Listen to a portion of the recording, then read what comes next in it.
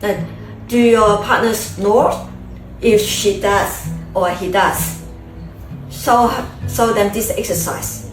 Or if he doesn't do it, kick them out of the room, okay? All right, so when you snore, you can do the exercise like this. Put your tongue, roll 360 degrees one way and then clockwise. While doing that, it helps here because the other end of your tongue, the muscle attached here. So when we do exercise here, it helps to promote the circulation around that area. The other thing also will cause the snore. Now I got some clients, they're really young, they start have snoring. You know why? Because the neck, the natural curve of the neck is just changed. So they become more straight.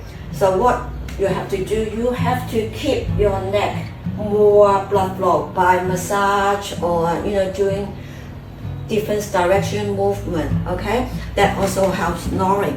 Now one point I also can show you, which is on the spleen channel, which is called Gongshun. Gongshun is here. Now this is a point here. When you go all the way here, then there's another bone here. We call it Gongshun. You can both sides massage that point because that also channel go up to here. It will help increase the channel and this channel's energy as well.